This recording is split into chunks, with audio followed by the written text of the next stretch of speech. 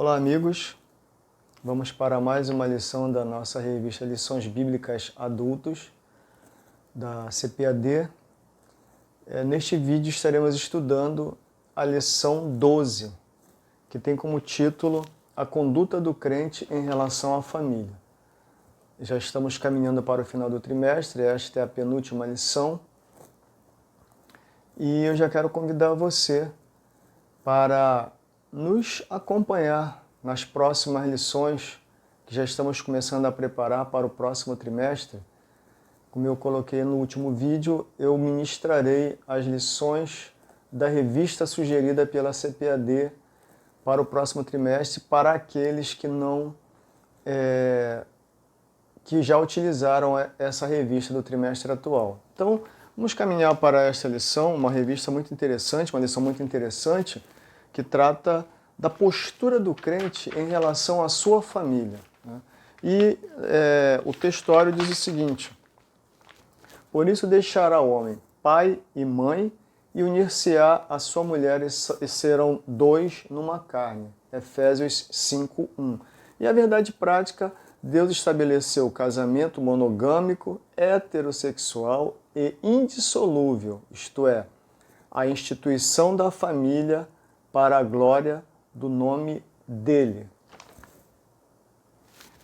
Leitura bíblica em classe, Efésios 5, 21 ao 33, depois 6, do 1 ao 4. Eu lerei apenas o verso 31 do capítulo 5 e lerei o verso 1 e 4 do capítulo 6. Então, o 31, que é o textuário, por isso deixará o homem seu pai e sua mãe, e se unirá à sua mulher, e serão dois numa carne. O verso 1 do capítulo 6, vós filhos, sede obedientes a vossos pais no Senhor, porque isto é justo. E o verso 4, pais, não provoqueis a ira a vossos filhos, mas criai-os na doutrina e admoestação do Senhor. Então, é uma lição muito interessante, muito importante, principalmente nesses dias em que nós vemos que cada vez mais o mundo tenta tirar a importância da família tradicional, da família monogâmica, né? E nós vamos tratar desse assunto à luz da Bíblia. Tudo que será tratado aqui efetivamente diz respeito àquilo que a Bíblia nos ensina em relação à família. Até porque nós sabemos que, biblicamente, a família foi uma instituição criada por Deus. Então, o homem pode fazer tudo o que quiser, criar todos os tipos e todas as formas de família. Mas a família padrão, ou seja, o parâmetro estabelecido para a humanidade, é aquele que nós encontramos na Bíblia Sagrada, na Palavra de Deus. E aí nós vamos para a introdução que diz o seguinte: no modelo divino, os membros da família são iguais, porém cada um desempenha papéis diferentes. Nesta lição, veremos a conduta requerida por Deus para a família cristã. E o tópico 1, a conduta do crente como marido. No tópico 1, item 1, o papel do marido como líder da família. O item 2, o amor como elemento primordial. O item 3, o cuidado do marido à esposa. Então, nós vemos aqui que na conduta cristã, na vida cristã, não se deve tentar passar ou querer passar para os de fora um comportamento que não se vive dentro de uma realidade familiar. Nós não podemos maquiar as verdades, não devemos esconder as verdades. Nós devemos viver para a sociedade aquilo que nós somos no ambiente de uma vivência familiar, dentro de uma casa. E aí no item 1 diz o seguinte: a relação dentro do lar é explicada na frase: o marido é a cabeça da mulher, como também Cristo é a cabeça da igreja. Ela mostra o modelo de relacionamento do casamento cristão, isto é, o marido deve liderar a sua casa, do mesmo modo como Cristo lidera a igreja, visando esse absoluto bem-estar. É evidente que nós temos que observar aqui que Deus ele estabeleceu aquilo que eu vou chamar de hierarquias, né? E dentro do papel familiar, dentro da sociedade familiar, cada um observa exatamente qual é o seu lugar. Se você olhar para a Constituição, nos dias atuais, a atual Constituição brasileira, você verá que dentro da Constituição brasileira, a responsabilidade familiar, ela recai sobre marido e mulher, né? Então, não existe diferença, constitucionalmente falando, entre homem, marido, e a mulher, a esposa, né? Eles têm as mesmas responsabilidades, os mesmos deveres, as mesmas obrigações.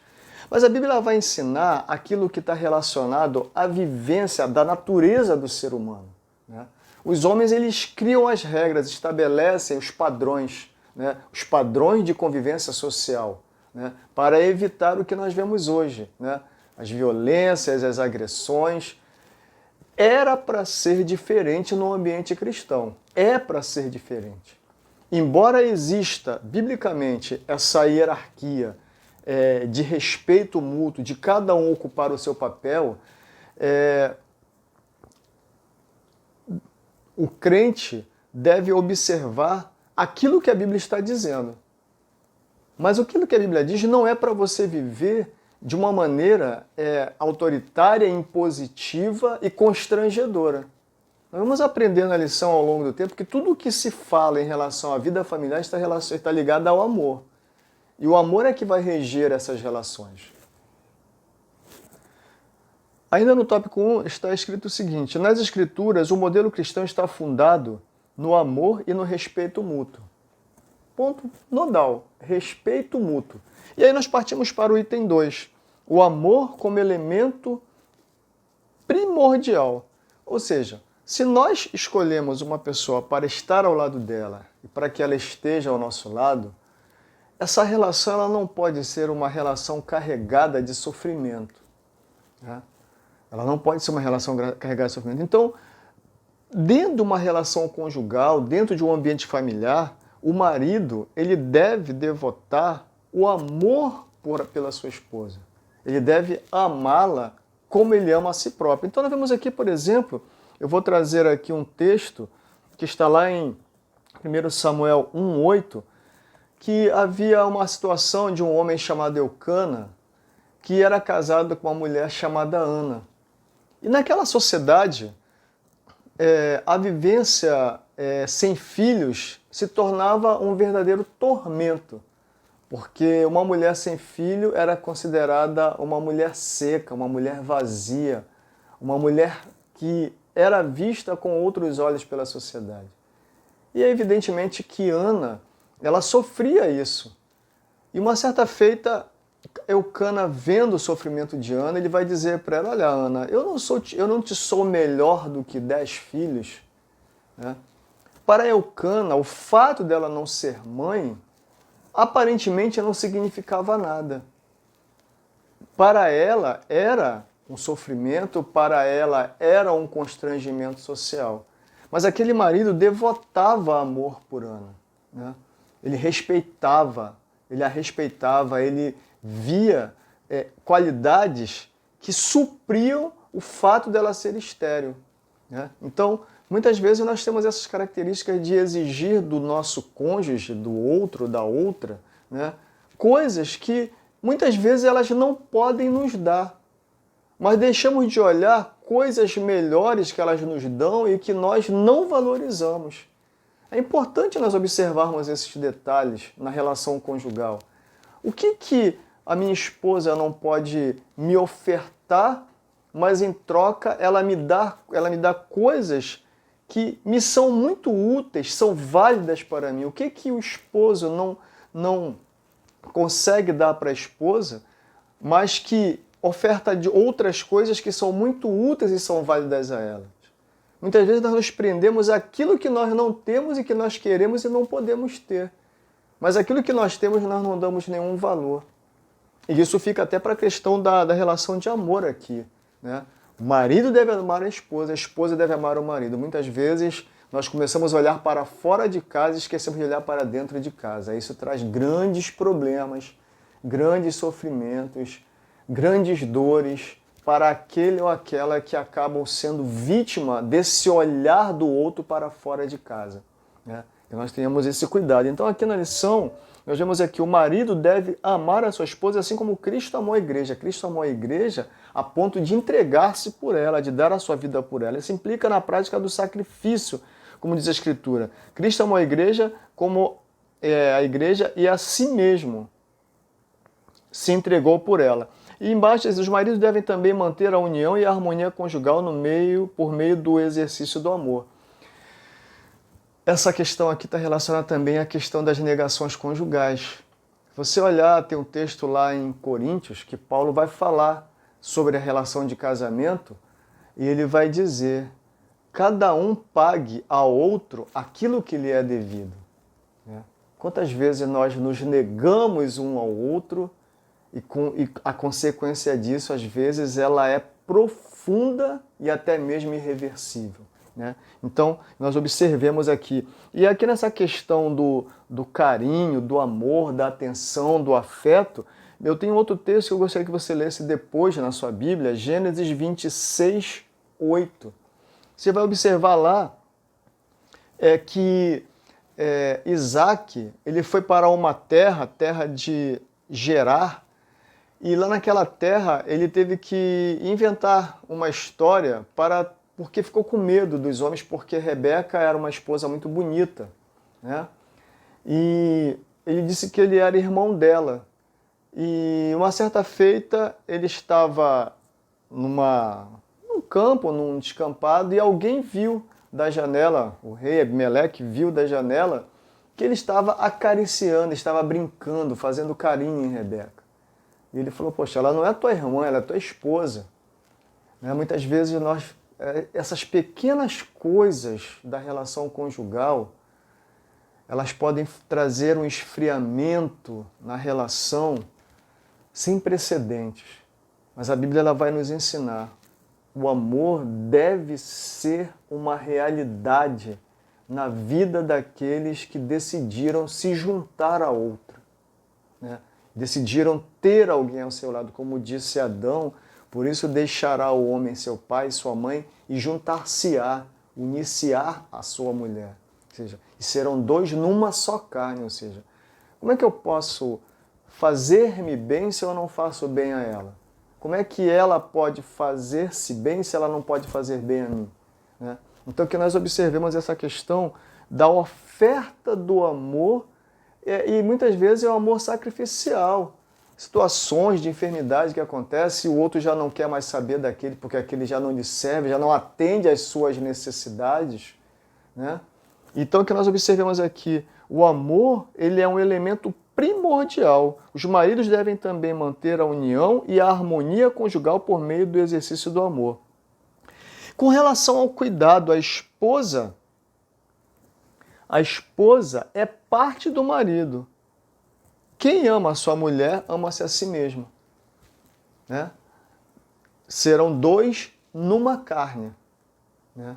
Ou seja, eu sou parte dela, ela é parte de mim. Você é parte da sua esposa, você é parte do seu marido, e ele ou ela são parte de você. Então, deve haver cuidado, né? Se a pessoa às vezes reclama de uma situação, estou pouco me importando, não estou nem se é problema seu, resolva você, né? A pessoa fica enferma, o outro nem olha, finge que não está vendo, não quer saber, não se importa. Aí eu trago outro texto, novamente, de Isaac. O mesmo problema que Ana teve, quando eu falei ainda há pouco, da esterilidade, Rebeca também apresentou essa dificuldade. E ela relata, né, e Isaac percebe essa dificuldade dela. E Isaac, ele tem uma característica bíblica que nós observamos que ele, aparentemente, ele era um homem de oração.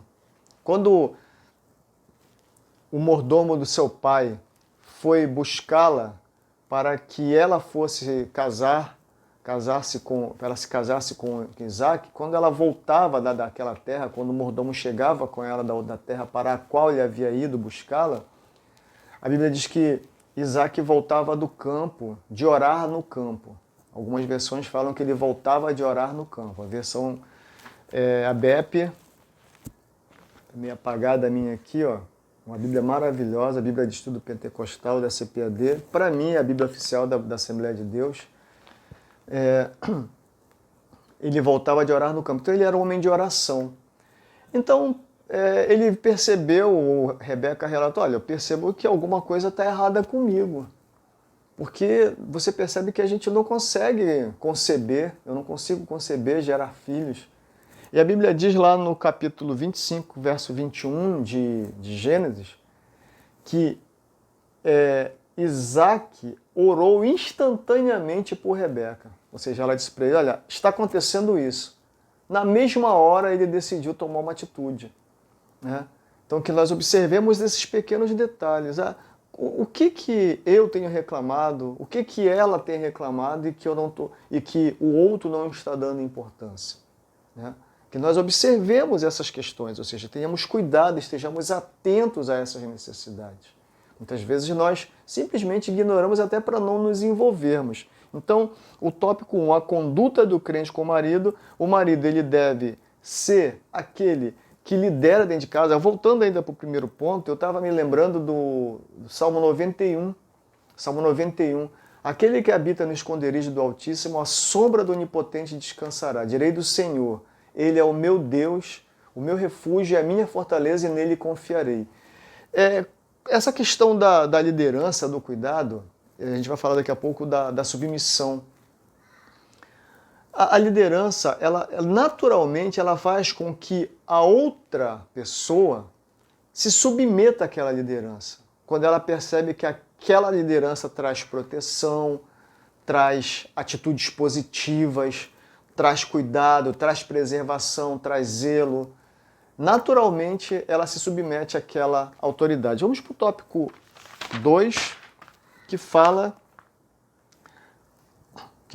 da conduta do crente da crente como esposa. A conduta da crente como esposa. O conceito de submissão cristã, a condição da mulher cristã, a reverência devida ao marido. Então, o conceito de submissão cristã, eu peguei aqui o ponto seguinte, aqui não se trata de uma sujeição irracional ao domínio de alguém, mas voluntária e de grata aceitação do amor e cuidado do marido. Quando eu estava lendo esse ponto, ainda há pouco, eu estava me lembrando, alguns anos atrás, mais precisamente em 2013, eu estive em Israel. E quando nós chegávamos numa daquelas portas de entrada, naquela parte que tem os muros ali da antiga Jerusalém, onde está o Muro das Lamentações, antes de nós entrarmos, nós vimos uma mulher que estava sentada no meio-fio e um sol bastante interessante, intenso, né? E aquela mulher estava de burca. Você sabe o que é a burca? Aquelas mulheres que se vestem completamente, cobrem todo o corpo, inclusive o rosto. Geralmente elas estão de preto ou de um azul, não sei se é azul ou se é roxo aquilo ali. E nós que somos ocidentais achamos que aquilo ali é de uma opressão absurda, né? Nós sabemos que dentro dessas culturas realmente as mulheres elas têm um tratamento muitas vezes diferenciado em relação às mulheres ocidentais. Mas especificamente aquela situação ali, porque eu vou tratar dessa questão aqui da condição da submissão, nós falamos, nossa, que situação, ela podia estar ali pelo menos sem aquela burca, né? Sem aquela proteção que a esconde todos, e nós falamos, poxa, isso é uma opressão, um sofrimento. E a nossa guia, ela relatou um fato que eu achei muito interessante. Ela disse o seguinte, vocês pensam que essas mulheres que usam burca, todas elas são obrigadas a fazer isso? Nem todas são obrigadas. Muitas delas fazem isso porque elas têm um sentimento de entrega ao marido tão grande que elas não concebem se mostrar ou mostrar qualquer parte do seu corpo para qualquer outro homem. Eu estava vendo ainda agora aqui nesse livro, vou mostrar para vocês, um comentário de Efésios e Filipenses, William Hendrickson. Ele diz o seguinte, que quando se fala de submissão, não é que as mulheres vão se submeter a todos os homens. Biblicamente, a submissão é aquele marido que devota o maior respeito à sua esposa. Então ela dizia exatamente isso. Ela se sente tão bem ao lado daquele marido que ela tem, que para ela isso aí não é um sofrimento, pelo contrário, é uma atitude de respeito ao marido que a escolheu para que ela fosse esposa dele. Então fica aqui esse relato. Aquela mulher estava de burca, mas ela dizia, na verdade, elas não são obrigadas. Muitas delas usam em respeito que elas têm ao marido e elas não admitirem que outros homens a vejam que não só o seu marido. Então, vendo aqui essa questão, aqui se trata de uma sujeição, não se trata de uma sujeição irracional, né? De alguém, mas voluntária e de grata aceitação do amor e cuidado do marido. Ou seja, a mulher ela se submete quando este marido ele faz por merecer essa submissão. Essa submissão não é algo vexatório, não é algo vergonhoso. Como eu falei do Salmo 91, é aquela situação que ela se sente atraída por essa autoridade. Ela se sente bem debaixo dessa autoridade, debaixo dessa administração conjugal, né? Então, você observa aqui, biblicamente, a mulher ela deve ser respeitada com todo o cuidado pelo marido. Ela deve ser amada, ela deve ser cortejada, ela deve ser preservada, ela deve ser protegida, ela deve ser assistida. Não é com cabresto, não é com atitudes grosseiras, não é com falta de respeito, não é com palavrões. Muitas vezes nós vemos maridos que descobrem, que percebem algum defeito, alguma deficiência na esposa e começa a chamá-la de minha baixinha, minha caolha, minha quatro-olho, né? A mesma coisa é a mulher, ela vê o marido com algum defeito, desdentado, sei lá, magrela, fraco, estúpido e por aí vai.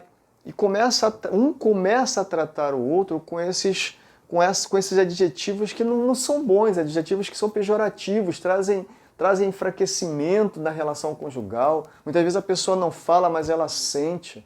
Na verdade, essas questões discriminatórias, isso acaba sendo um processo discriminatório, uma atitude discriminatória, eles têm que ser banidos completamente da nossa sociedade, da nossa vivência, né? Nós temos que acabar. Estou cansado de ver isso, eu sou do norte, estou cansado de ouvir o tio, moro no Rio de Janeiro, aquele tipo, saiu do Rio de Janeiro, é tudo Paraíba, estou cansado de ouvir isso, né? Não parece não, mas ao longo do tempo a gente vai se sentindo como que excluído, desrespeitado. Cansado de ouvir, às vezes, essas brincadeirinhas que trazem sim um sentimento de mágoa, de desrespeito, né, ao ser humano. Então, nós vivemos essas coisas na relação conjugal, mas quando a submissão ela se impõe por voluntariedade. Então nós vemos aqui, a mulher, ela, na submissão cristã, ela se coloca na condição de submissa pelo amor que ela recebe, pela atenção, pelo cuidado, né? Não é porque eu sou o homem da casa, quem manda sou eu, e aí você tem que me respeitar, queira você ou não. A gente sabe que no Brasilzão que nós vivemos, isso existe e não é pouco. Mas está na hora de nós observarmos os padrões. Eu vou falar já como é que Jesus tratava as mulheres. Vamos avançar, né? Então veja aqui, a condição da mulher cristã na cultura judaica, havia uma dificuldade. Você vai observar que a Bíblia, ela principalmente no Antigo Testamento, ela é de uma escrita judaica. E você percebe ali com clareza, com poucas exceções, que ela é eminentemente voltada para as ações dos homens, né? Isso é um fato, mas tem a ver com aquela cultura onde os escritores nasceram e viveram e ali eles foram inspirados por Deus a escrever, mas Deus não interferia naquilo que eles vivenciavam como sociedade, como pessoas sociais, né? Sociáveis. E aí você vai observar o seguinte: as mulheres elas eram vistas sim, elas tinham uma visão tanto quanto secundária. Você vai ver uma certa passagem de Paulo falando, se não me falha a memória, em Coríntios, que ele coloca uma postura ali tipicamente judaica em relação à mulher, quando ele diz assim, a mulher tem que ficar calada na igreja. Evidentemente que aquilo ali, possivelmente na minha ótica, está relacionado muito com aquela cultura judaica arraigada que Paulo tinha, né? Então vamos avançar. A sujeição é uma resposta favorável do bem recebido do marido, como eu falei ainda há pouco. Muito bem, no Evangelho de Cristo, as mulheres alcançaram posição de dignidade igual aos homens, né? Ao conversar com a mulher samaritana, Cristo quebrou paradigmas da época e se opôs ao preconceito e à discriminação. Então você observa o seguinte, eu vou te dar 3 exemplos aqui de como Jesus se relacionava com as mulheres enquanto ele viveu aqui nessa terra. Jesus ele honrou as mulheres. A mulher pecadora, você pode ler lá em Lucas 7:36, aquela que ungiu os pés de Jesus. Enquanto aquele homem ficava criticando, se ele soubesse quem é essa mulher, se isso e aquilo, Jesus vai dizer para ele, Simão, eu entrei na tua casa, você não me deu um beijo, você não lavou meus pés, você não me deu água, você não fez nada. Essa mulher, desde que ela chegou aqui, ela está me ungindo e ela enxuga, ela está lavando os meus pés e enxugando os meus pés com seus próprios cabelos. Você não sabe o que é perdão. Você sabe que quem mais perdoa, quem mais recebe perdão, mais grato é. Ele valorizou a postura daquela mulher. Você vai encontrar um outro ponto. Jesus estava na casa de Marta e Maria. Você pode ler também em Lucas 10, 38, 42. Jesus estava em casa de Marta e Maria. Marta estava atarefada, trabalhando. Era a postura, era a maneira de ser daquelas mulheres. Elas eram servidoras, elas serviam enquanto os homens ali estavam conversando, jogando conversa fora. Não era o caso de Jesus, claro. Mas enquanto os homens estavam no bem bom, vamos dizer assim, né, na sala, elas estavam trabalhando para que nada faltasse. Elas estavam na cozinha para que nada faltasse. E aí Marta reclama com Jesus. Jesus, poxa Jesus, eu estou sobrecarregada aqui. Maria está aí ao teu lado. E você não vai dizer para ela vir aqui me ajudar? Jesus fala, Marta, Marta, você está fadigada. Maria escolheu a melhor parte e eu não tirarei esse direito dela. Ou seja, assim como os homens estão aqui, você poderia estar aqui como ela está. Não vou tirar esse direito que ela se lhe deu de estar aqui junto a nós para me ouvir. Se você quiser, não estou dizendo que Jesus disse isso, mas provavelmente poderia ter dito, né? Se você quiser, faça o mesmo, deixa os afazeres para depois, fica aqui conosco um pouco, né? Então, aquilo que para aquela sociedade era algo inaceitável, para Jesus não fazia a menor diferença. Pelo contrário, não havia homens melhores e mulheres menores. Não havia homens melhores e mulheres menores. Todos para Jesus, como Filho de Deus e como o próprio Deus, são iguais. Temos estudado, né? Estudamos as lições passadas. Deus não faz distinção entre sexo, homem e mulher. Ele valoriza todos iguais, porque todos somos feituras suas. E aí você vai, ainda tem outro texto que eu vou te dizer, Maria Madalena, olha só que privilégio, né? Você percebe que se Jesus ele quisesse manter aquela tradição machista, né? Quando ele ressuscita, ele teria se apresentado primeiramente a um dos seus discípulos. Mas quem foi a primeira pessoa que viu Jesus ao ser ressuscitado? Olha que coisa maravilhosa. Você vê o grande valor que o cristianismo, que é o padrão maior do cristianismo, que é Cristo, ele dá às mulheres em que posição ele as coloca. Ele as coloca em posição de destaque. Então, se você ouvir falar que tem algum crente maltratando a esposa porque ele é crente, está errado, ele está maltratando a esposa porque ele não é cristão. Ele pode ser qualquer coisa menos cristão. O cristão verdadeiro, ele observa o que a palavra ensina e ele observa tanto que ele trata de fazer conforme é instruído pela palavra. E aí você vai ver lá Maria Madalena, Jesus ao ressuscitar, você pode ler depois lá em Marcos 16, 9, Jesus ao ressuscitar, a Bíblia diz que ele apareceu primeiro a Maria Madalena. E sabe quem foi Maria Madalena, se eu bem me lembro? Ela foi aquela que dela Jesus expulsou 7 demônios, né? Imagina como é que não era a vida dessa mulher antes de Jesus. Você quer ver mais um exemplo que agora me veio à memória? Que é aquela mulher do fluxo de sangue. Aquela mulher não podia tocar em ninguém, ela era imunda, né? E quando ela diz assim, eu sei que, louvado seja Deus, eu sei que hoje eu serei curada, se eu tão somente tocar na orla dos seus vestidos, né? E ela foi com todo o sofrimento dela, tinha perdido todos os bens gastando com médicos e nada dela ser curada.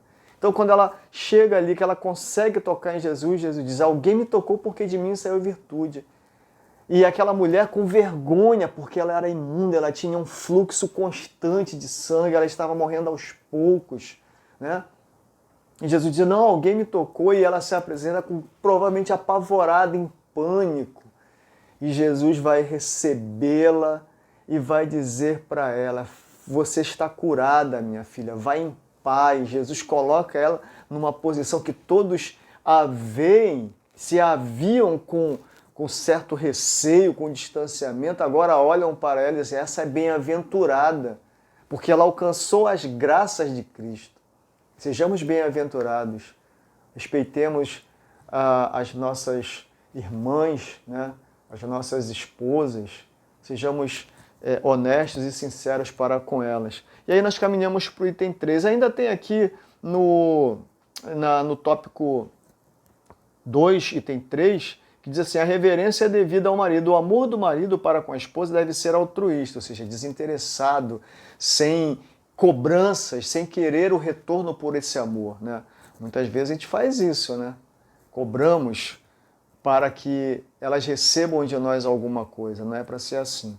Esse amor serve ao propósito divino de capacitar a esposa a ser recíproca ao marido. O homem que assim se porta, coopera para que a esposa o reverencie. Você vai ver que Paulo, tratando, né, dessa questão, Paulo é muito cuidadoso, ele trata dessa questão ali para os Efésios, dizendo, olha, cuida bem da tua esposa, esposa, cuida bem do teu marido. Não, a vida prática cristã se reflete na vivência familiar, não podemos esquecer isso. E aí, ainda tem nos subsídios, que não está na revista de alunos, Paulo ele trata que esse amor é o chamado...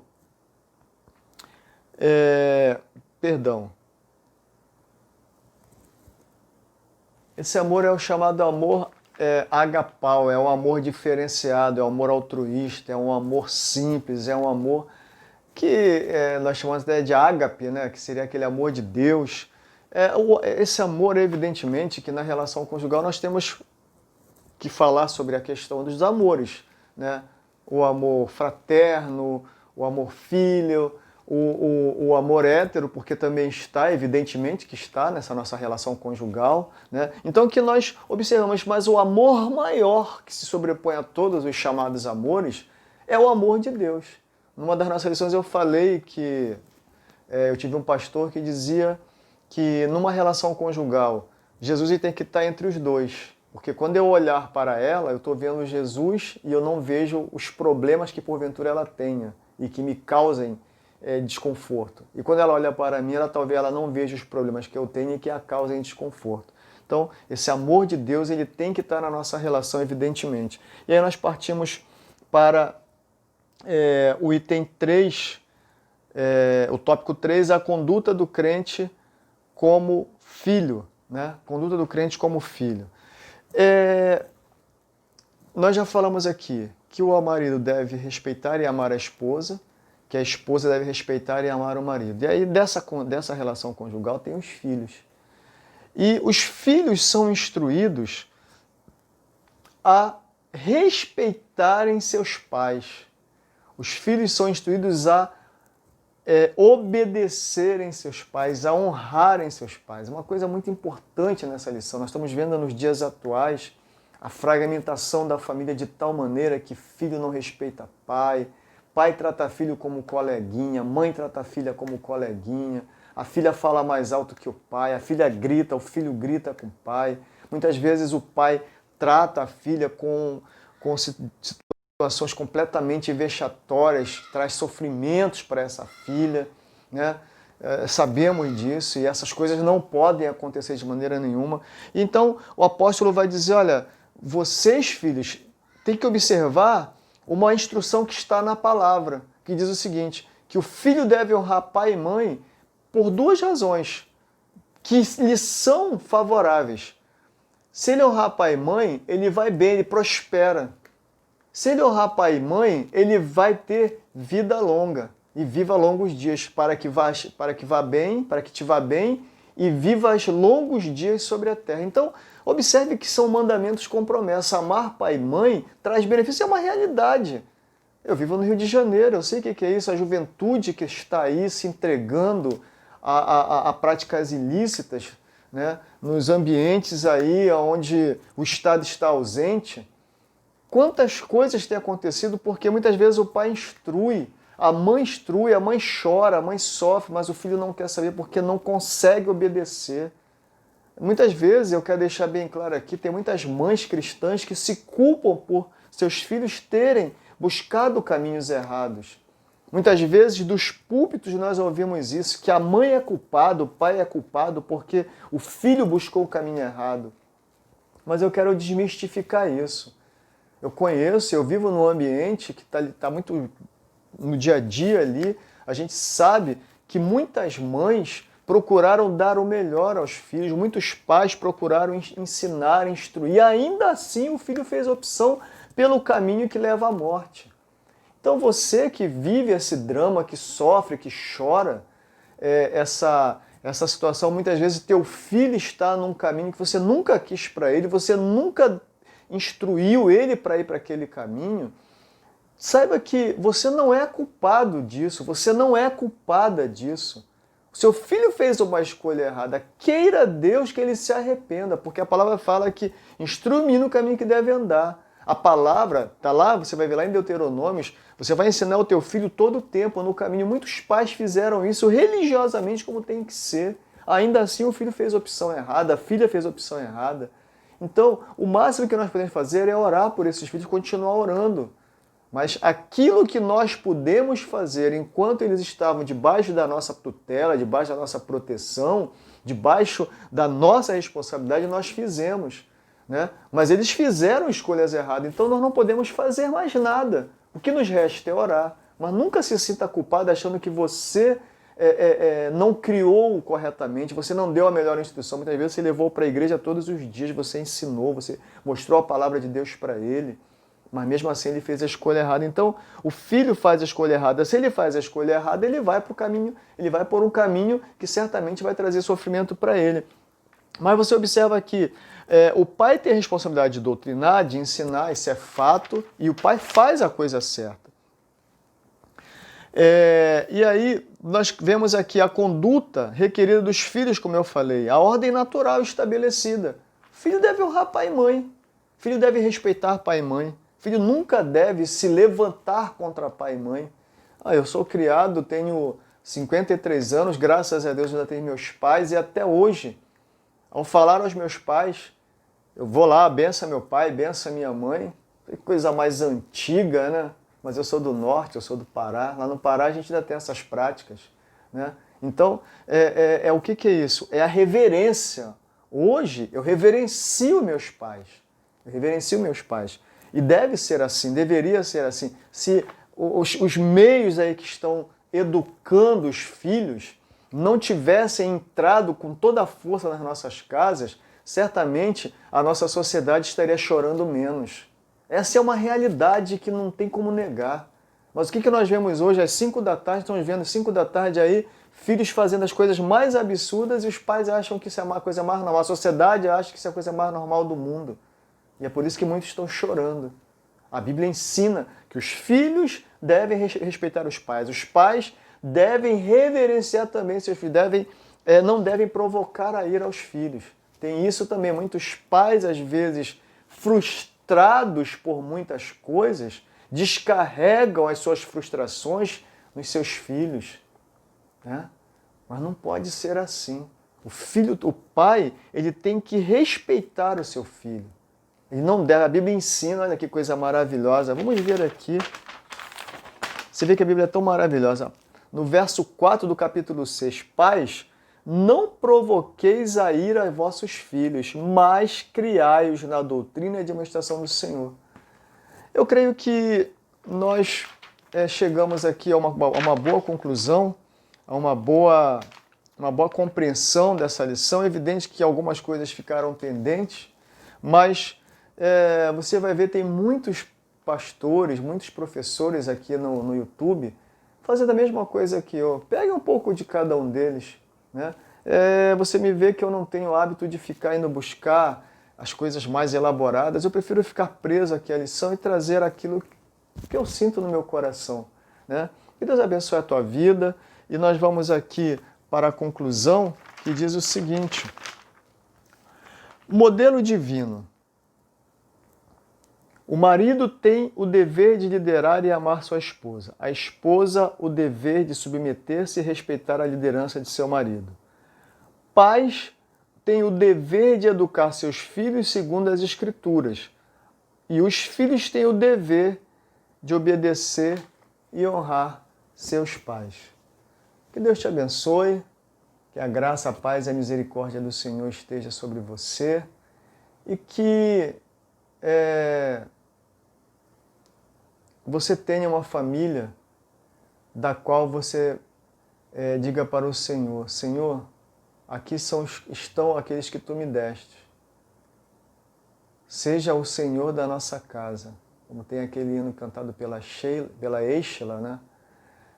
Faça do meu lar, Senhor, um lugar de harmonia. Faça do meu coração tua casa todo dia. É isso? Que a minha casa seja um lar onde o Senhor possa habitar. E Deus te abençoe.